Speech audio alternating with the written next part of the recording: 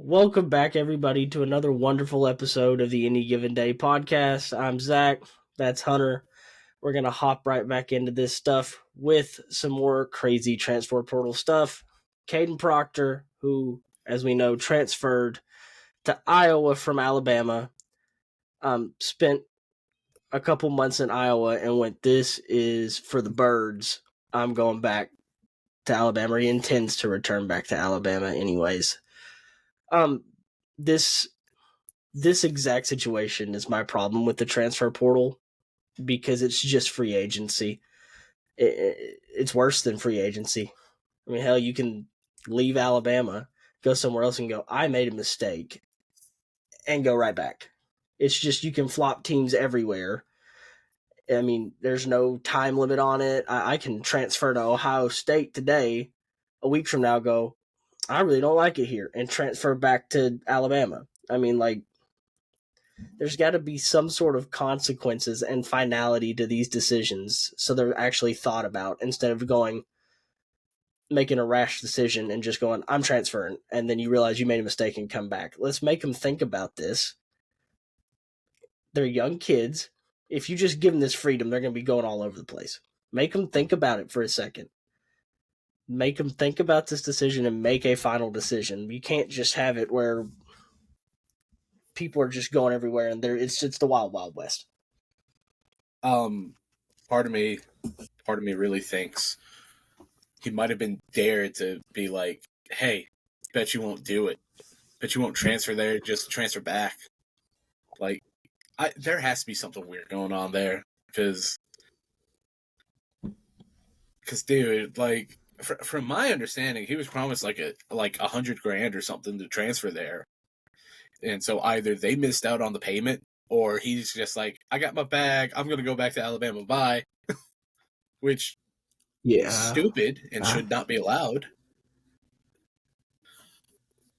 Like, I'm wondering if they need to start doing like 2-3 year contracts for these kids.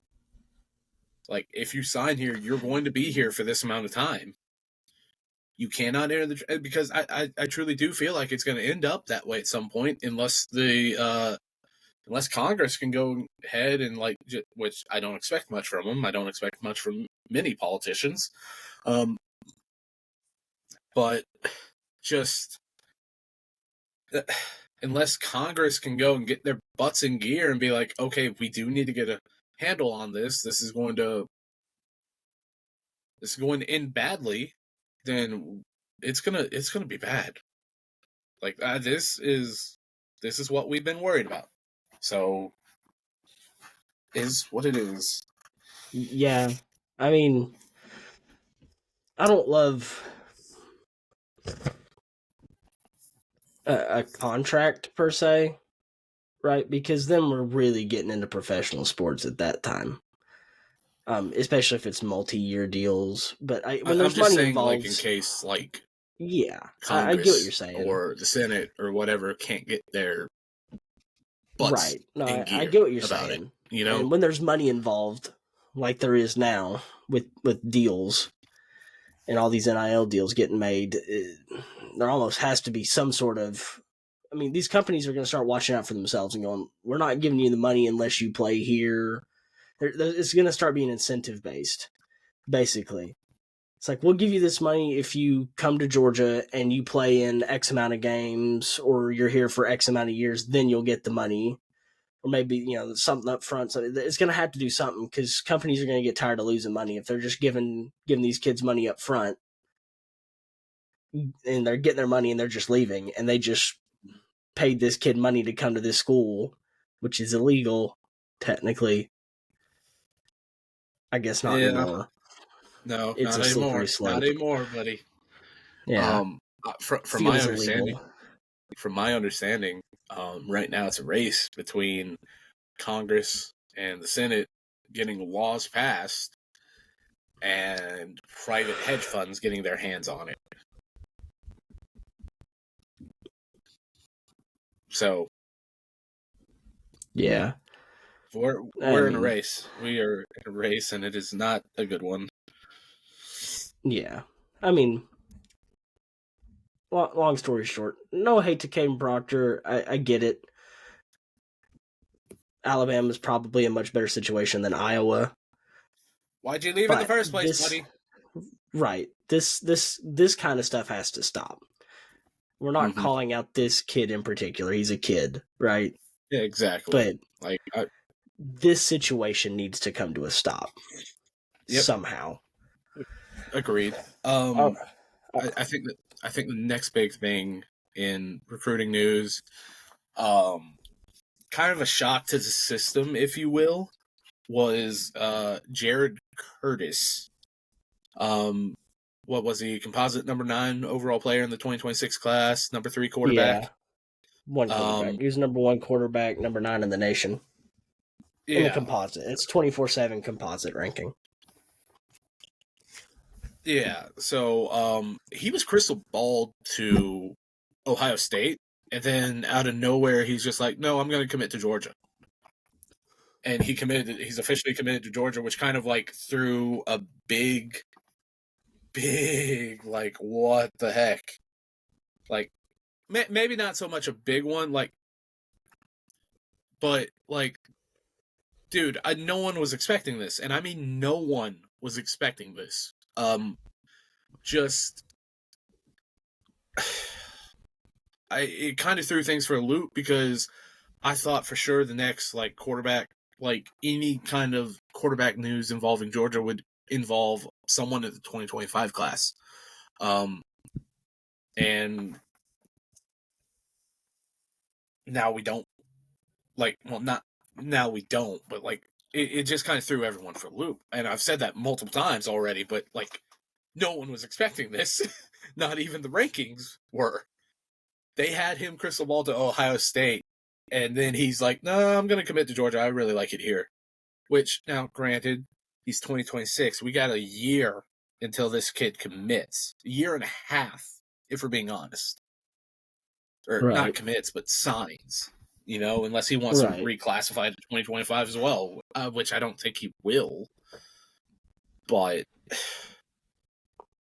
it kind of goes and throws certain things for a loop because, from my understanding, Juju Lewis has kind of been weakening around USC, and from my understanding, different people and all that have been saying that if he were to flip, it would have been Georgia. Now I'm curious about it, and now all of a sudden you got whispers of maybe Zollers commits to Georgia, and it's like Matt Zollers from up in Pennsylvania. It's just like we don't know what's going to happen. So let's say Matt Zollers does decide to commit to Georgia. Then all of a sudden, where's Juju going to go? Because he's not going to flip to Georgia. I would say probably his list is Georgia, Alabama, Auburn. And I'd say Alabama would be the next place he would go. Just cause. Like, I think he'd be able to, he'd look at there and say, I can start there. Year 1, day 1, I can start there.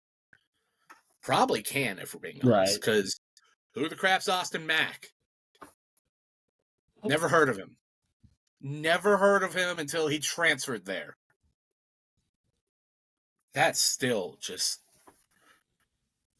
I'm still astounded by that entire ordeal, you know?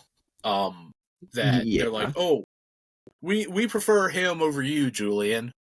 You can go. Yeah. Sorry for just yapping away like that, man. You're fine. Yeah, I mean, I like to commit for Georgia. I think it's a, from what we've seen, obviously it's early. Like you said, it's another year and a half before he can even sign.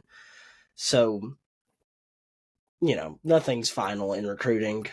Nothing's final even after you've signed at this point in college football. So, who knows if he'll ever take a snap for Georgia or not. Obviously, we'll find out in the coming year and a half. But it does definitely put a question mark on Juju Lewis, where he goes, Because if he is softening to USC, then where do we go at this point? It could be Alabama, Auburn. Yep. It could be really anywhere. So, anything's open. From what I read, Georgia's still trying to get Juju Lewis, which would be a quarterback battle for the ages. Maybe. But like I said, if Juju ends up winding up there, and decides I'm gonna commit there, and all of a sudden Zollers is like, well, I want to commit there too. That's gonna be interesting because if they both decide to come in, that will be a QB battle for the ages. Only one's gonna be there for a year. We're only gonna have both of them there for a year, if not half a semester, right? Right. It's gonna be insane. That would probably be the biggest quarterback battle since Mettenberger and Murray probably came into Georgia in Georgia history. Let me put it that way. Yeah. We almost had another one with Puglisi and Raiola, but Raiola decided to go to Nebraska, which no hate. Yep. Good for him. Is what it is. Good for him. Good for Matt Rule. Speaking of USC, though. Yeah. They had a pretty big weekend. Yeah. Yeah, they got 4 commitments. And once again, going back to Georgia, they flipped a Georgia commitment. Justice Terry, 5-star from what school did he go to again? I can't remember off the top of my head.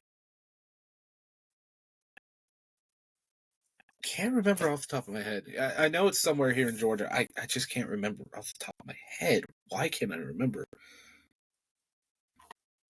I can't remember what school he goes to, but he's 5-star defensive lineman, number 2 defensive lineman in the country, according to On3 now. So take it with a grain of salt. I know On3 is a newer rating system and all that, and these rating systems get finicky because you're going to have people disagree on things, right? The way it works is what it is. But more than that, they also landed the number 2 edge in Isaiah Gibson. So that was that was a big pickup. And then they got 4-star safety Hilton Stubbs, and kid's out of Jacksonville. He's a top 70 recruit in the 25 class per On3 once again. And then finally, out of Austin, Texas, they got Gus Cordova, another defensive lineman. Yeah, they had a lot of commits over this weekend. 4, which doesn't sound like a lot, but it is when it comes to a recruiting class.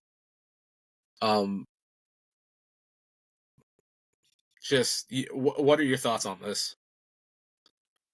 Yeah, I mean it's Lincoln Riley's going to Lincoln Riley. He can recruit, but then when it gets to coaching on the field, completely different story generally with Lincoln Riley. So he's yet to prove that he can coach a national championship winning team, but he can recruit with the best of them. So, I mean, I expect nothing less than for USC to get a bunch of recruits in there, whether they actually turn out to be anything because they, sorry about the eye roll. Get developed. Sorry, keep going. I'll explain in a second. No, it had nothing to do with you. The NFL just came out and banned the hip drop tackles. Oh, the hip tackle, hip drop tackle. The hip drop. Yeah, that's stupid. So stupid. Yeah, it's really stupid. I saw it earlier. I'm surprised you just now saw it. Your phone's behind. I just got the alert. No, I was on Twitter. That's where I saw it at. That's what it was. X, whatever it's called now. I just got the ESPN update. Leader in sports, nice. Buddy. Twitter's beating your ass. Yeah. We're keeping this in, aren't we? Oh, absolutely.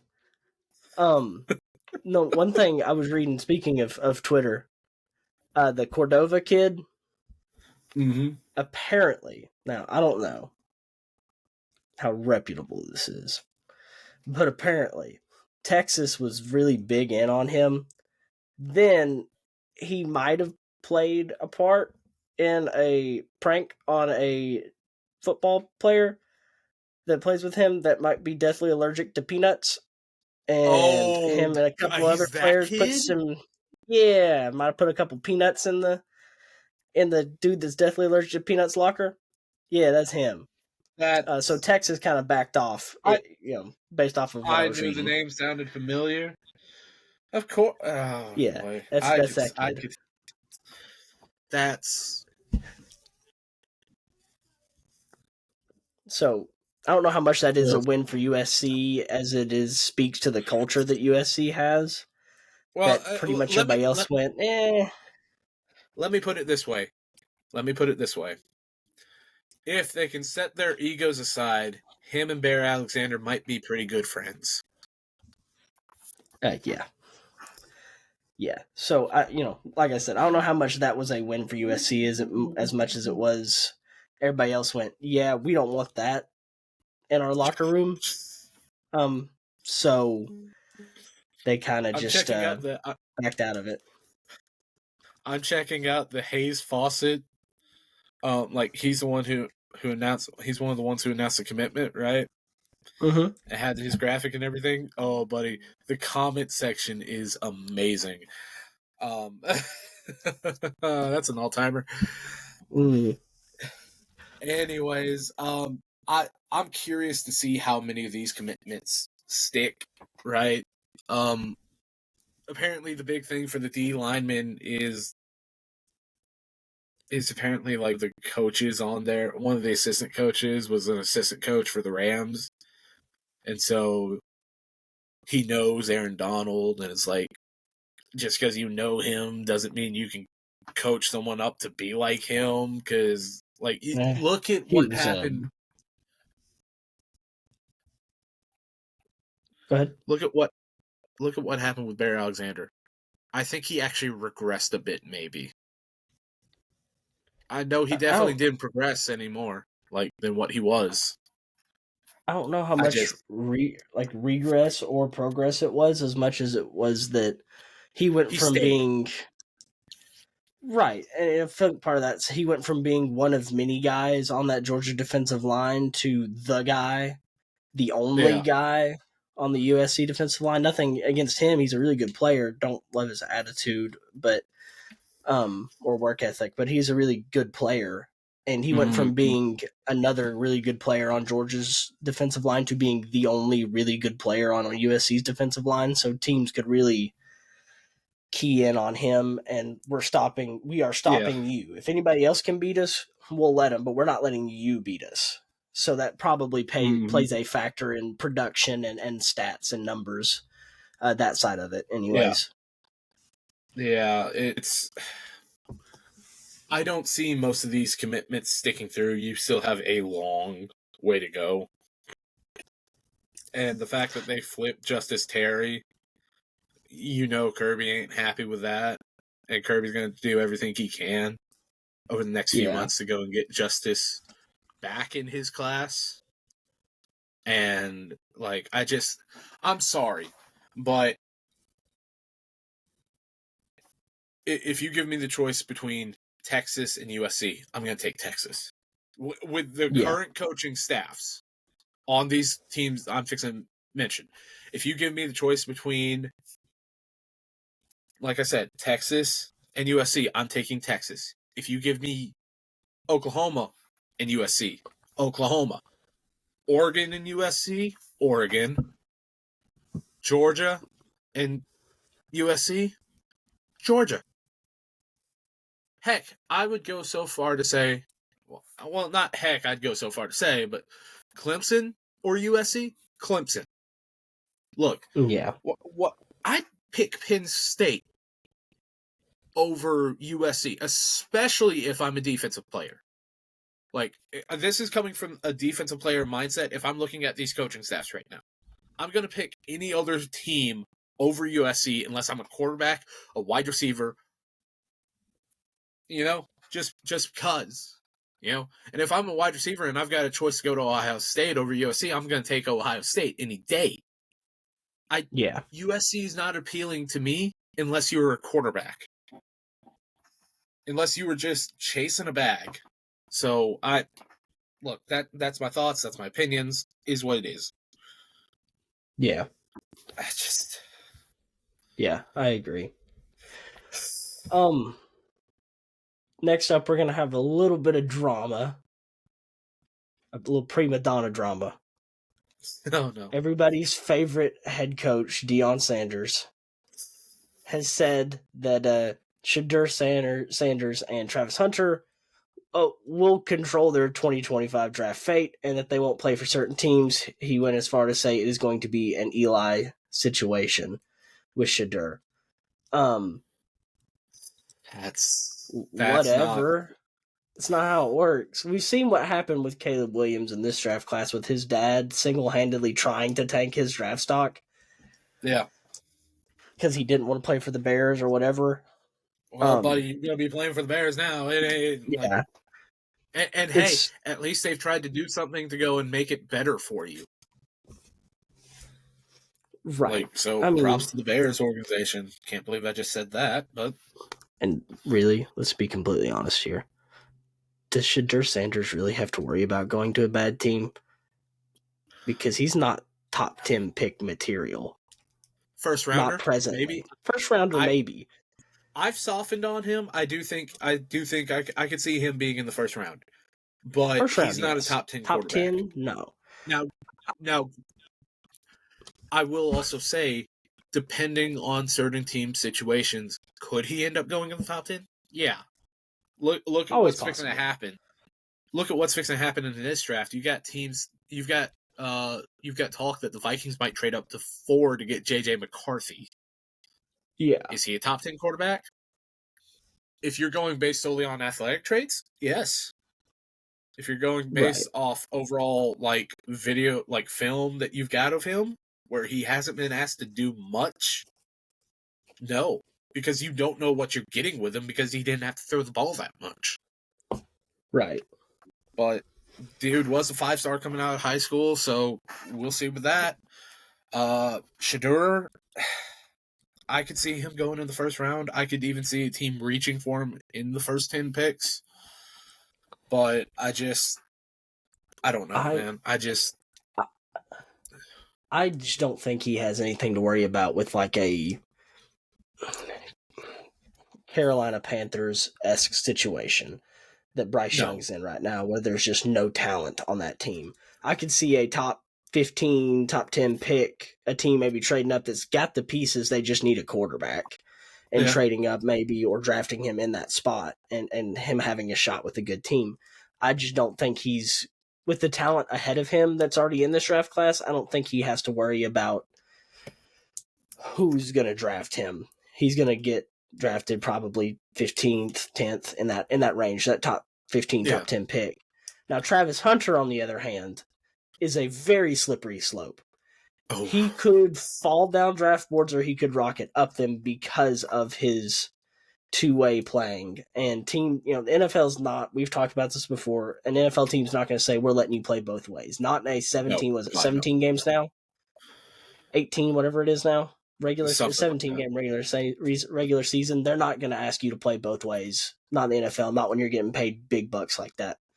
So it's really going to depend on where each team values him the best. Do they want him as a wide receiver? Do they want him as a corner?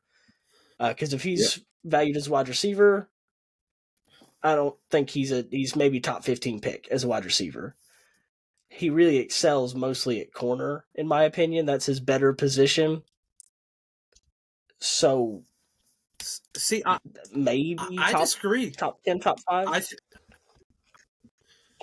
I honestly believe he's a better wide receiver than a corner. Just he might be a better wide receiver. I just don't think value wise that they're going to draft him as high as a wide receiver. He's not been a generational wide receiver. The only reason we're talking about, Michael Harrison or Malik Neighbors going as high as they are. I mean, Michael Harrison is the only one. I'm sorry, Marvin Harrison. I'm thinking of his dad, ain't I? No, because Marvin Harrison Jr., You're thinking of Michael. You're thinking Michael Harris, the baseball player. You're thinking I of am, center all right. fielder for the Braves. That's my bad. Whoops. Hey, baseball season's Baseball's on the almost here, buddy. mind. Yep. I'm getting ready for it. The only reason Oh, he's but getting hey, talked that's about Thursday. going Let's that go. high, I know. The only reason he's getting talked about that high is because he's been the kind of guy you put him on the field and he's a generational type of wide receiver, and that's top. I mean, he's might go in the top 5 depending. He's right there at fourth, fifth pick. So I don't think Travis Hunter is wide receiver wise. If they're valuing him as a wide receiver, he's not going to go top 10 maybe at wide I'm curious. receiver. I'm curious about how different you view that if he doesn't get the injury during the Colorado State game, where he's forced to sit like 2-3 weeks. Maybe something Absolutely, changes. I haven't seen a whole lot of film on him. Obviously, at a high level, right? There's been a lot of Jackson State film, right? But that's Jackson State. Nothing against that Nothing brand against of college, Jackson, but it's not. Mississippi. That is not D1 college football, and he hasn't had a whole lot of film against D1 level talented players. He's a great player, and he's very talented. Probably the most athletic one I've seen in a long time. Just with what he's able to do on both sides of the ball, he's very athletic. But there's not a whole lot of film on either side of the ball, really, against great talent. So maybe my opinion changes this next year. Maybe he has the greatest season I've ever seen at wide receiver, and we're talking about him going number 1 overall. Who knows? I doubt it. Maybe. I doubt number 1 overall. Yeah. But Yeah, I no. think he could potentially get in that top 5 if he does have a really good year this year. But if he gets injured again, then we're talking about maybe falling out of the first round, possibly. If it's 2 years in a row, which obviously last year was very much a freak injury. It's not something you just expect to happen over time, over a season. But you're talking about maybe dropping in the draft if he does get injured again. So, yep. I'll say this real quick before we move on to the next thing about Clemson and Miami. I'd say, with you saying the thing about the number 1 pick, currently number 1 pick is going to be quarterback, and it's either going to be Quinn Ewers or Carson Beck. I'm leaning more towards Carson Beck right now, just because of what some of the recruiting analysts have heard from scouts. They've said, look, all we need to know about Carson, like he's number 1 pick talent wise. It's just we want to see what he does with his second year under his belt. If he improves upon what he already did, number 1. If not, he's still a first round guy. So, we'll see. We'll see. In the long run, but either him or Ewers, I think, would be the number 1 overall pick. Like I said, Shadur Sanders probably going to be the 3rd one off the board. He's probably Hunter, the 3rd quarterback off the board. First round. Yeah. But anyways, you want to start off this next one, or should I? We just gonna alternate? I get it. Some more ACC drama, of course. We will never get away from the ACC drama. Clemson has filed a lawsuit against the ACC to try and get out of the TV rights deal. Basically, the same thing Florida State's been doing. But Miami's athletic director has come out and said they're sticking with the ACC. So Miami, no moving for them. Clemson trying to get out. This sets up very nicely for Clemson and Florida State to go. Oh, I mean, yeah, it's all politics, right? But this sets up very nicely for Clemson and Florida State to go somewhere together. I would assume the SEC has to try and get them. It would make the most sense geographically for them to go to the SEC. The Big Ten doesn't make a whole lot of sense. You're not going to the Big 12. That's just that'd be the same or worse than the ACC. God. The Pac-12 is destroyed. So really the SEC makes the most sense geographically. The Big Ten would be about the same money or maybe a little less. But plus you have the natural rivalries built in with the SEC. Florida State, Florida, Sunshine Showdown. And then Clemson has both the Palmetto Bowl with South Carolina. And they also have a natural rivalry with Georgia that hasn't been necessarily played that much in a while. Like we're going to see it this year because they open with each other in week 0, so that's great to see. Always love when the season starts with Clemson, but you know, remember what happened last time? I, yep, yeah. JT Daniels, Yeah, uh, was QB for that game. Let's see. I did see someone go and post something on Twitter that the difference was Clemson waited a bit to make sure they had all their paperwork in file and all that. They weren't trying to be like upfront and in the headlines about this. They knew it was going to get headlines, but they weren't going to.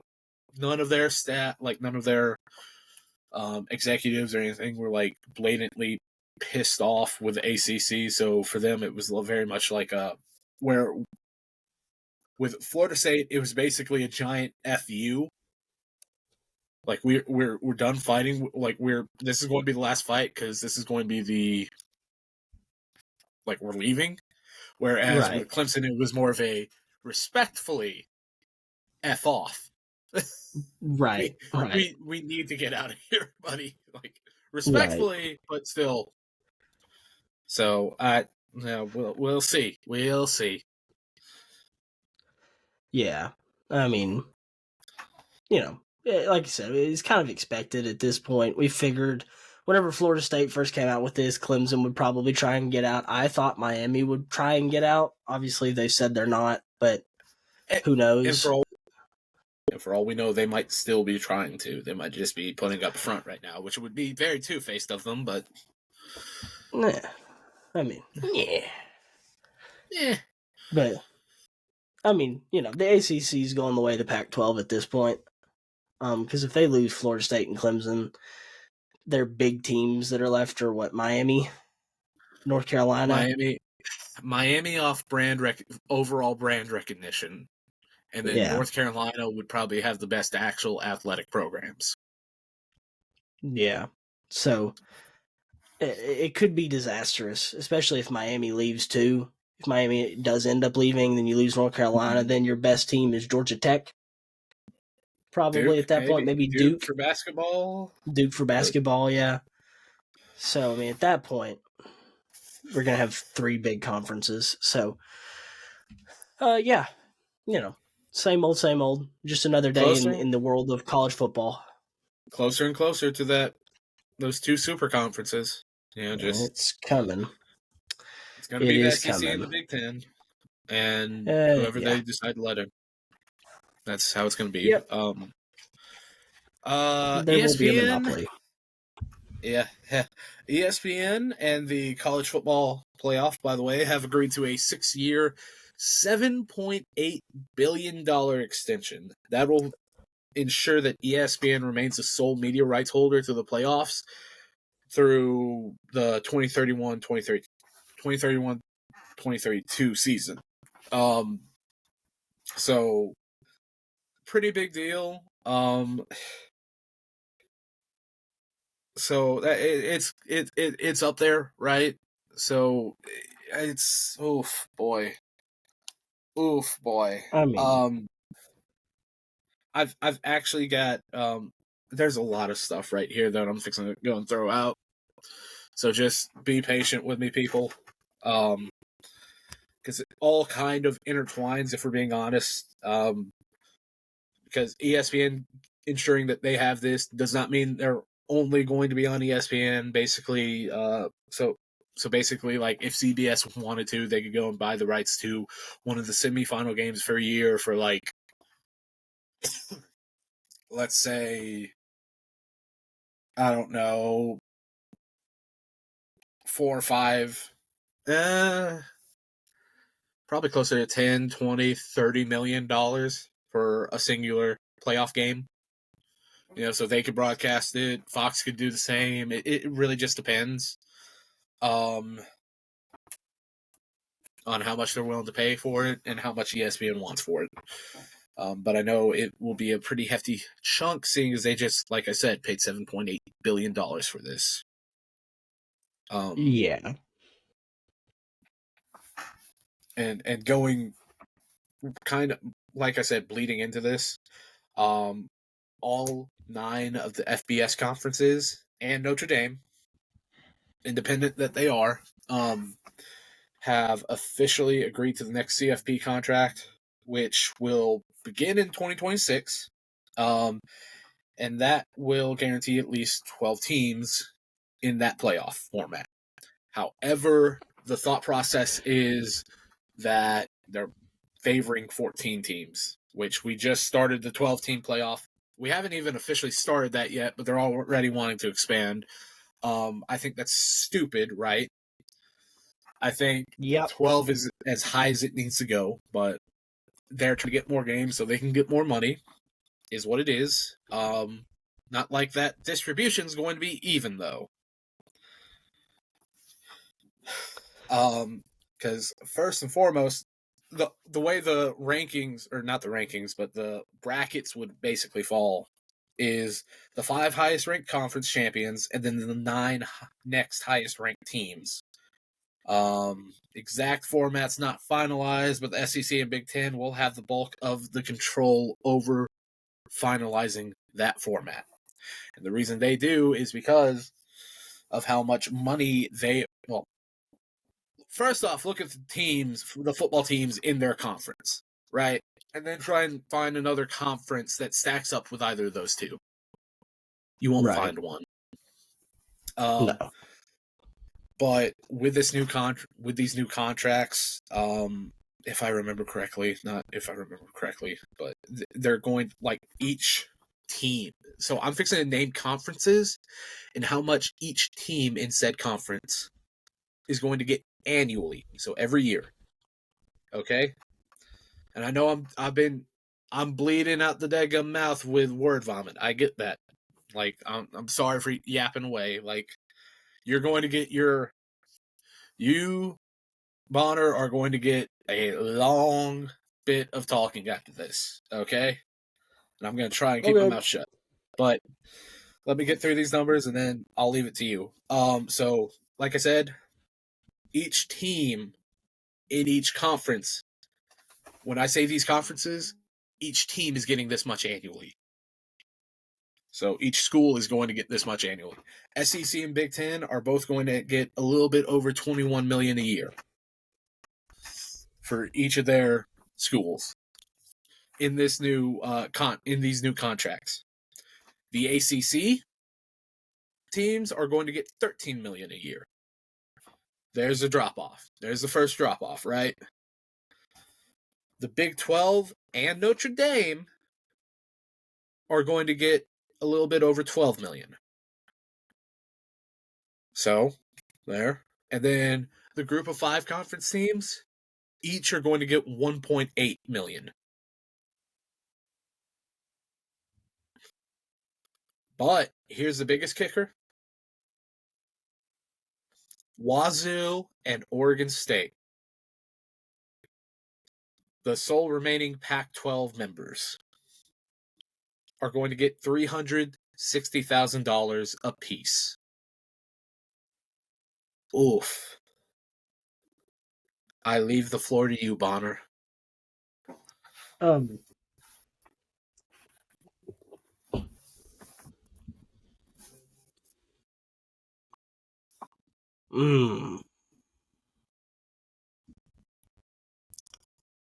We'll start off with the playoffs.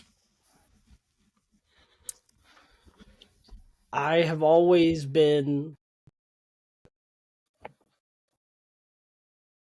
a believer in that we should have a 6-team playoff. 6 seems like the right number. You have your first seed and your second seed get a bye, and your last 4 seeds play each other in the first round. You advance to the semis, and your winners advance to the championship. That seems like the right number. Now we're basically over half. If we go to 14 teams, we're over half of the top 25 teams in the country are making the playoffs. Which I get why they're doing it. They want basically March Madness for football.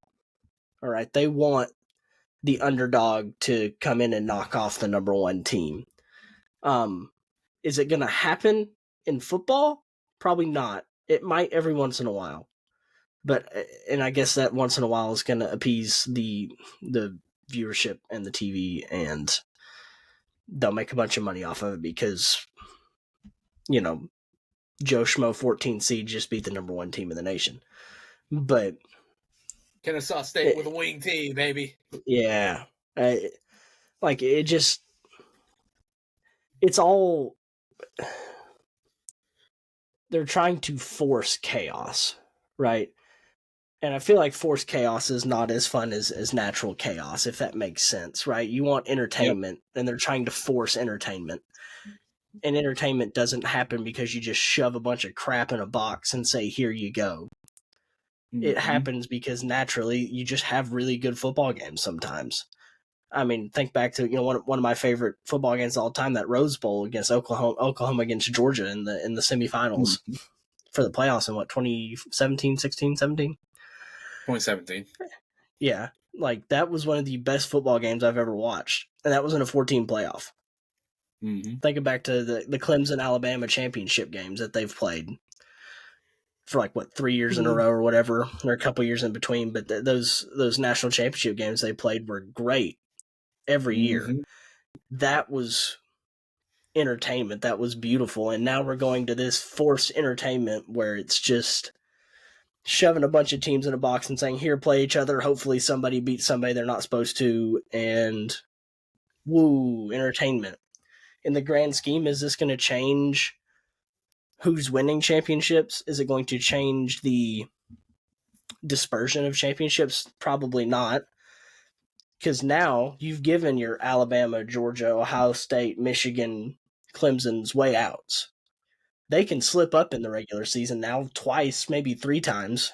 At this point, you probably had 3 losses, sneak into the playoffs as a 14 seed, and you got the best team in the nation probably, or one of the best teams in the nation, in a season that you had an awful season, and now you're snuck your way into the playoffs. It just, the regular season now means nothing, basically.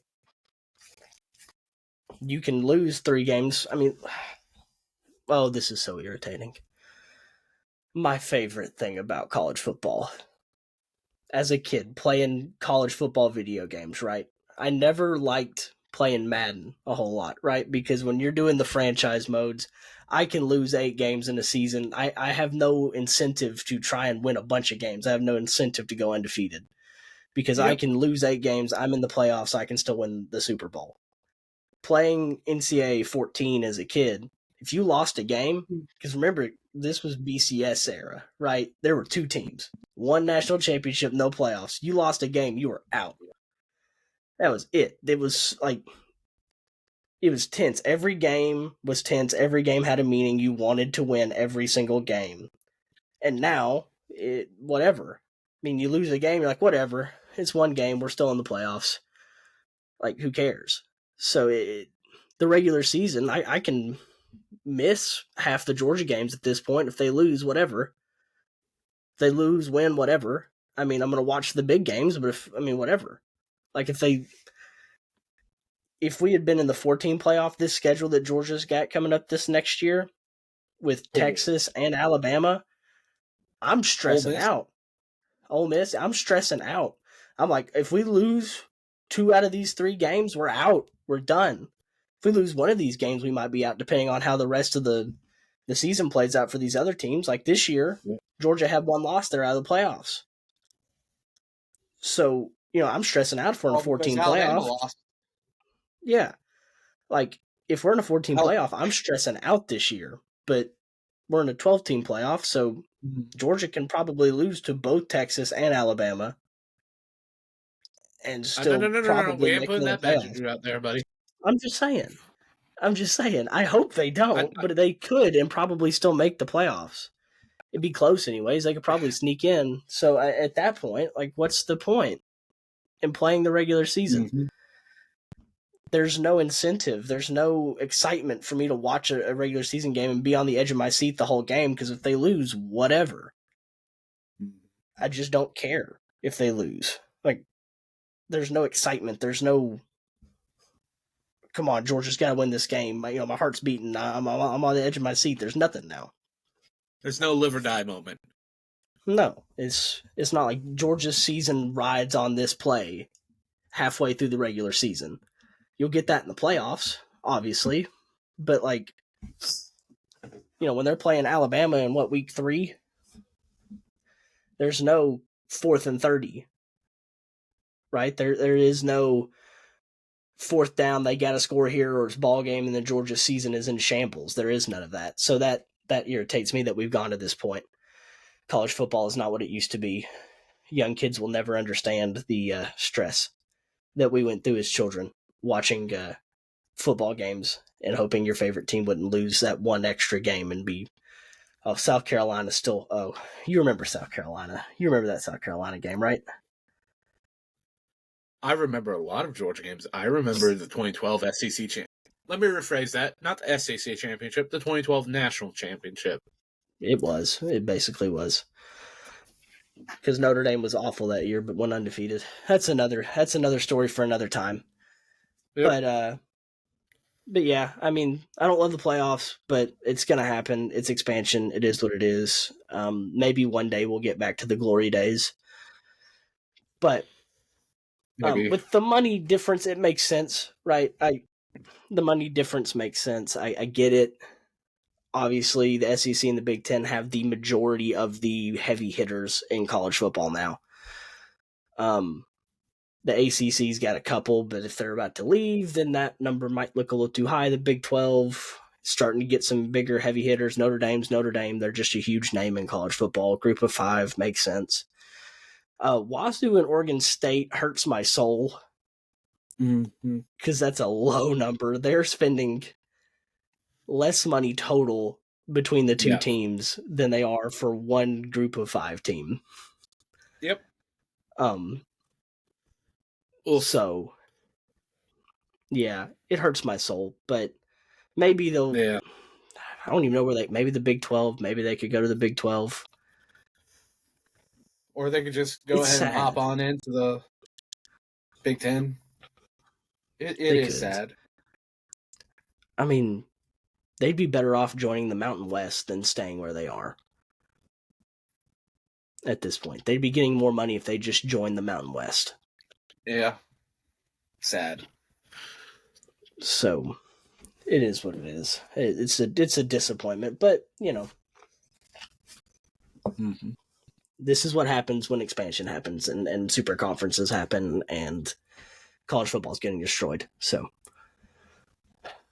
I believe that's all the news we have. Yep.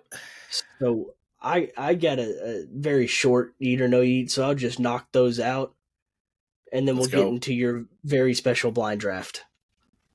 Oh, this is very special. This one I might finally go and break you this time.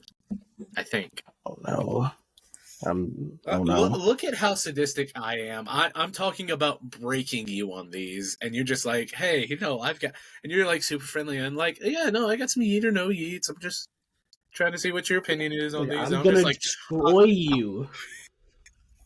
And here I am. I'm just like, I bring nothing but pain and death and suffering. I mean, you haven't broken me yet. I've somehow weaseled my way out of these blind drafts twice. So solely because if I had Herschel Walker on there, oh my gosh. Oh, I thought you were gonna do it to me. It's pure dumb luck. Yep. But I will continue to have pure dumb luck. So it's because I'm Irish. We just have luck. You got some Lucky Charms with you? I do, actually. I do have some Lucky Charms with me, actually. I had some Lucky Charms ice cream the other day. That sounds delicious. Cold Stone Creamery. It's green. Tastes exactly like them. Anyways, let's get to the eat or no eat. So this is a very special. This is a very special Braves eat or no eat. Oh! Got my Braves minor league team hat on. Let's go. Excuse me. Hold on.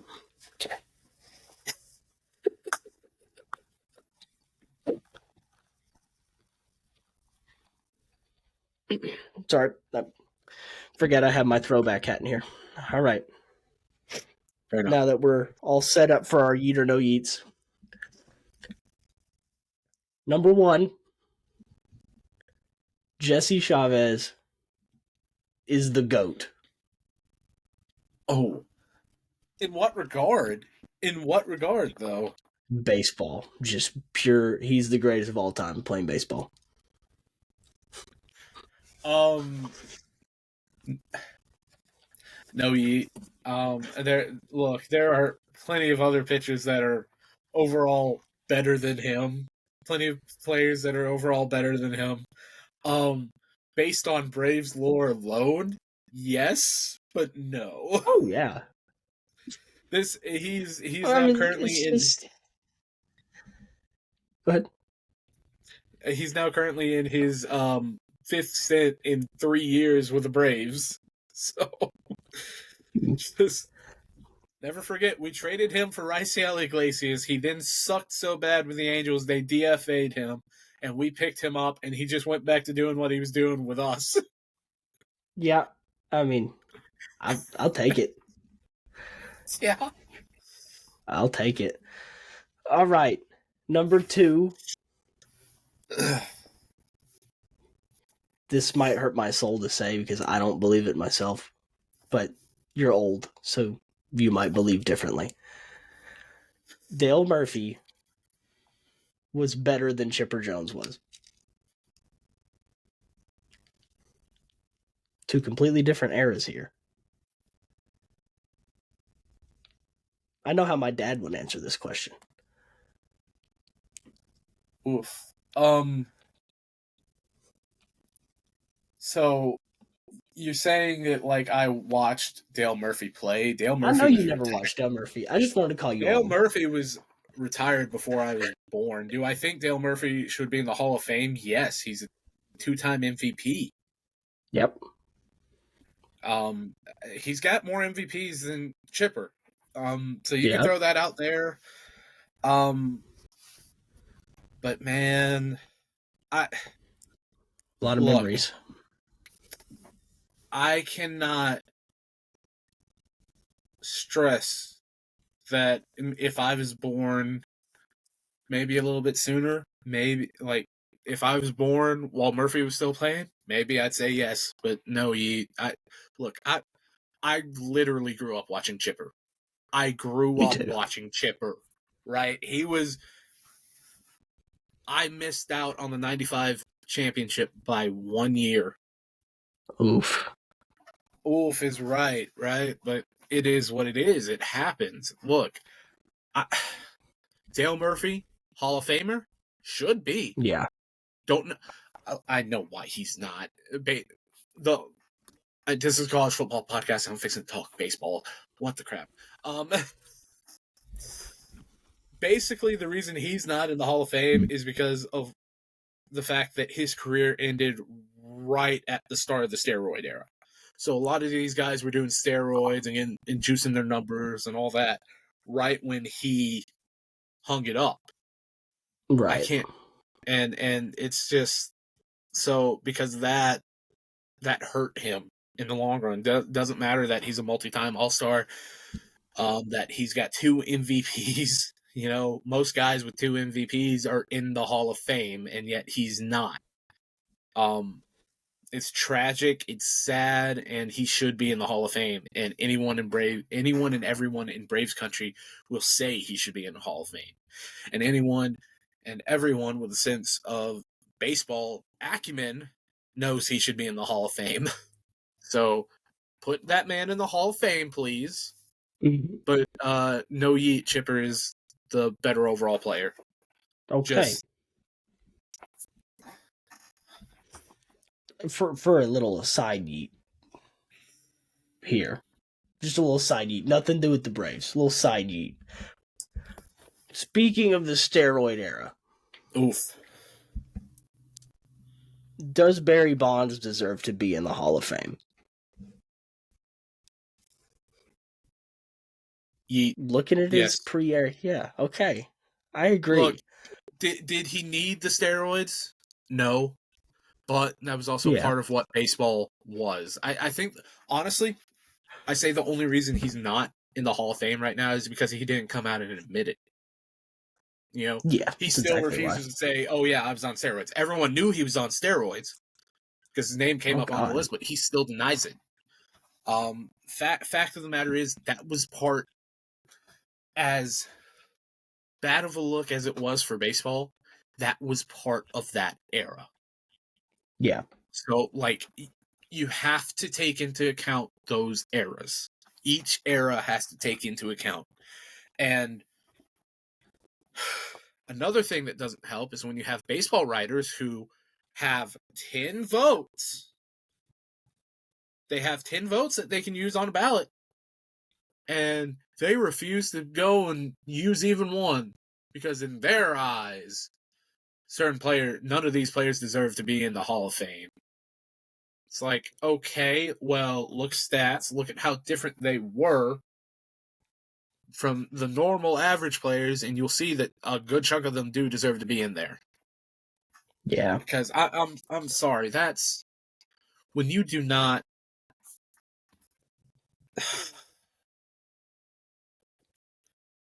I am of the mindset that at least half of those votes need to be used to retain your ability to vote as a BBWAA writer. Right. God, here we are getting all philosophical about baseball on a college football podcast, man.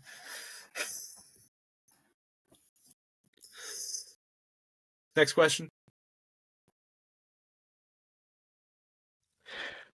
Okay. Double check because we started talking. I had to double check this next question. Okay. Staying on the Hall of Fame. All right, this is the last true yeet. Okay. Andrew Jones should be in the Hall of Fame. Yeet. Yeet. Yeet. Thank Look, you. Thank you. Look. So for once again, here I am fixing to go off onto a little bit of a tangent, right? And I'm gonna pull up the freaking stats right now, mind you, but he's greatest center fielder of all time.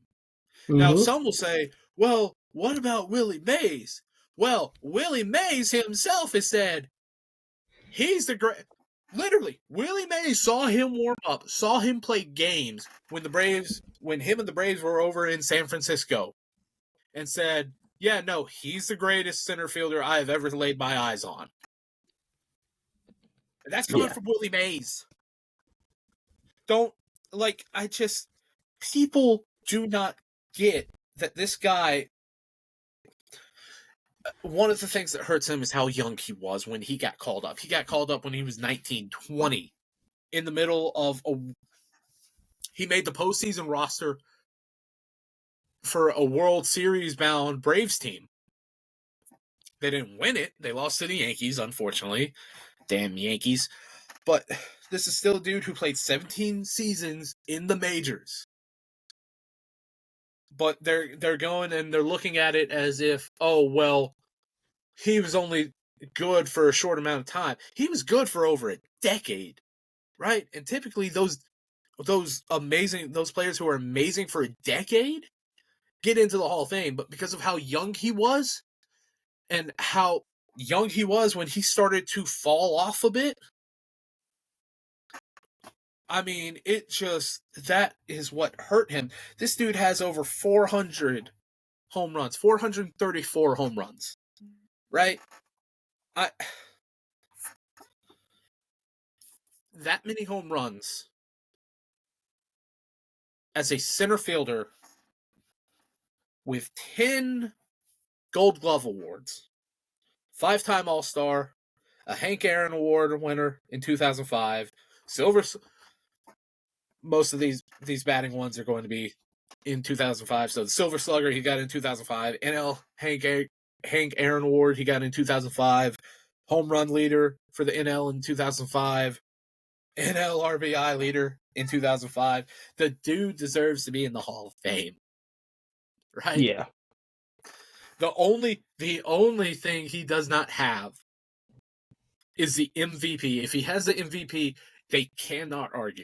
But because of the time frame he played in, is what it is. It sucks, Yep. but they're going to go and say something stupid. And Yep. he should be in the Hall of Fame. Anyways, that your last Yeet or No Yeet? That was. Okay, well, we're nearing an hour, and I'm going to go ahead and get you through this blind draft. The blind draft, by the way, is going to be the top college tight ends.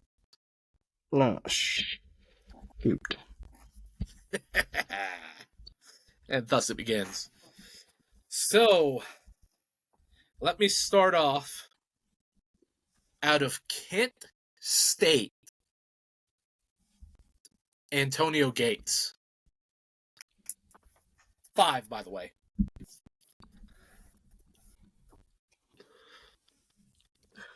I don't remember where he got drafted at. I can look it up real quick.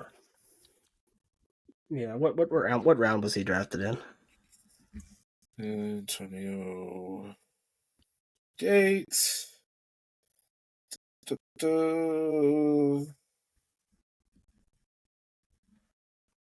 He went undrafted. Okay. But, hear me out. That was only because of the small school he was at. He originally was supposed to go to Michigan State. Yeah. But the head coach at the time refused to let him play football and basketball. Bonus points if you can go and name the head coach at the time. No shot. I could name the head coach at that time. What year was he in college? 2001 to 2003.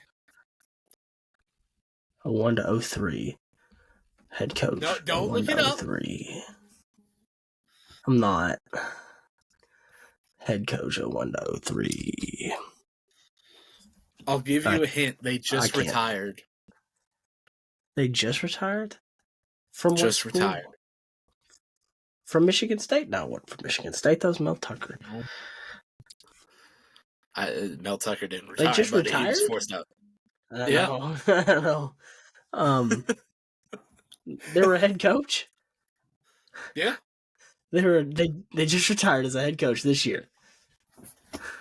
Oh fuck. Oh my god. Wait, I'll tell you this. Nick Saban? Yes. Was it Nick Saban? Nick Saban, yes. I forgot he coached for Michigan State. Yeah, he got the head coaching job there after he was defensive coordinator for the Browns. DC over the Browns, head coach Michigan State, head coach LSU, head coach Dolphins, head coach Alabama. Okay.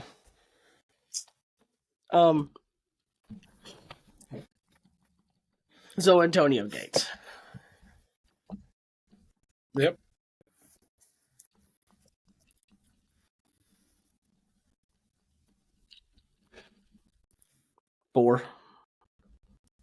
Four.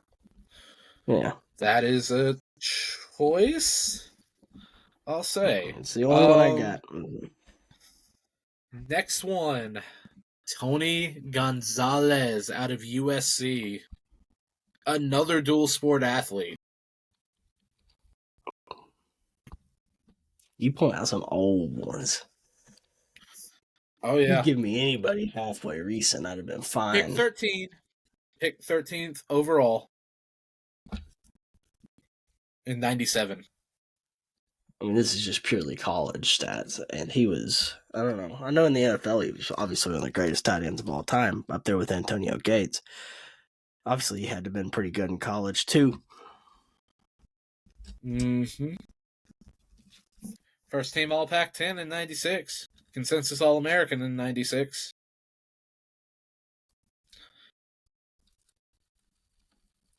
That's the thing with tight ends, man. As good as they are in college, that doesn't always mean they're going to be good in the NFL. Whereas a lot of these guys in the NFL that are breaking out now, they haven't always been arguably the big names in college.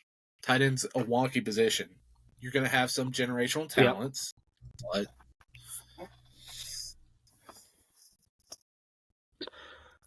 What's the next name? You haven't ranked Tony. Oh, I cut out 2. 2? I said okay. 2, and then you cut out. Okay. Next name is going to be Dallas Clark out of Iowa.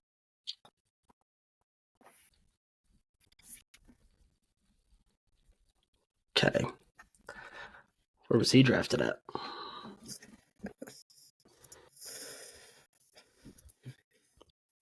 (2003) first round, 24th overall.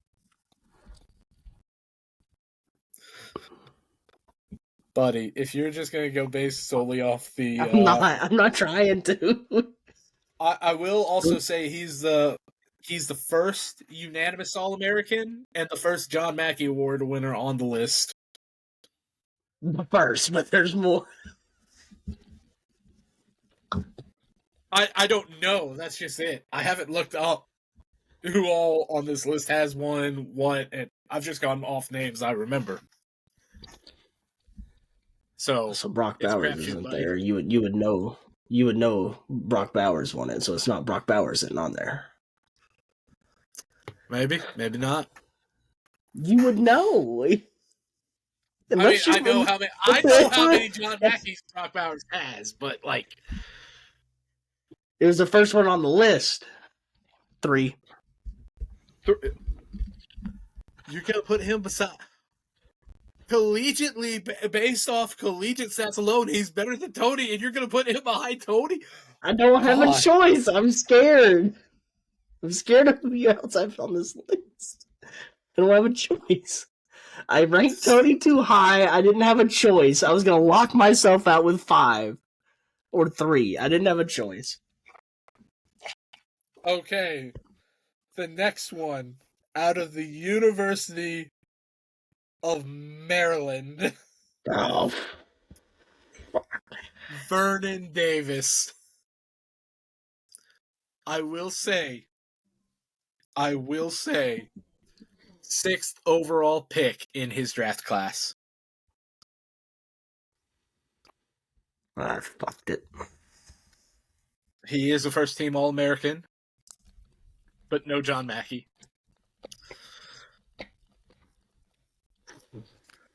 Who did you put last?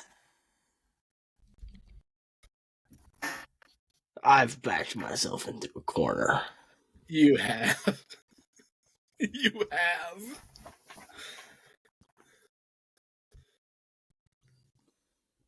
Damn you, Dallas Clark.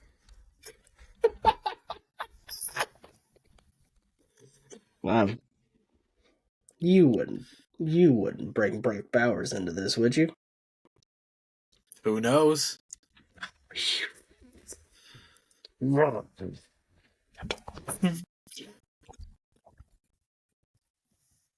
This is an all-timer.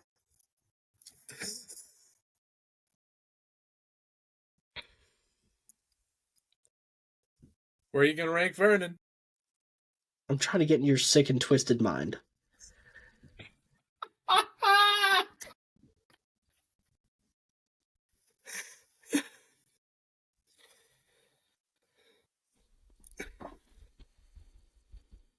I can't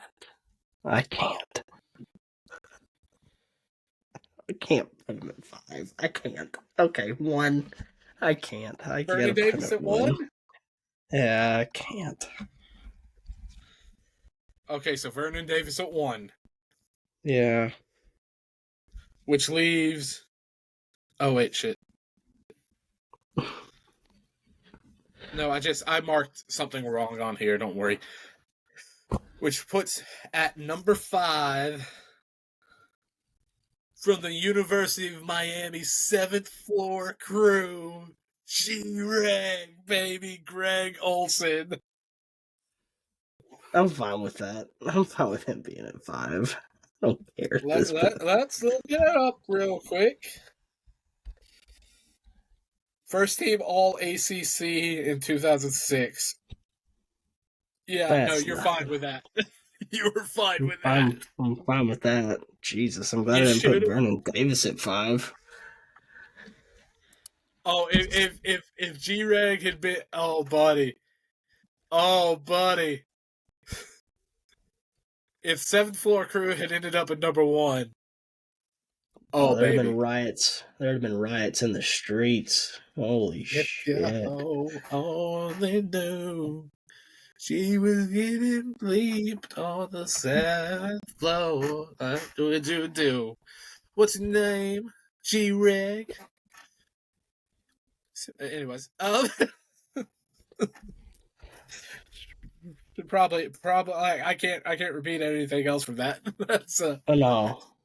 it's not like we're Um. monetized, but still, I mean, you know, Vernon Davis at 1 is not bad. no, but Then Dallas Clark I should have been 2. no. Yes. Antonio Gates shouldn't have been 2. No, you had Antonio at 4. You had I know. Tony I at said 2. Dallas Clark should have been 2. I should have put Dallas Clark at 2. I should have. You should have put him at 1. He's the only John Mackey No. Award winner on the deadgum list, buddy. The John Mackey Award's a bunch of idiots. Yeah, you're right. Or else Bowers would have won it 3 years in a row, but couldn't give it to a freshman. That's so Vernon, I should have done Vernon, Dallas, Tony, Antonio, Greg.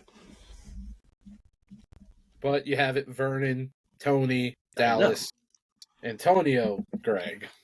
I know. It is what it is. Live and learn, right? Yep. All right, everybody. That's all we got for today. So don't forget to like, comment, subscribe. Stay tuned for all of our new content. Hunter, you got anything to say? Yeah. I'm happy. All right. And baseball starts on Thursday. Let's go. There you go.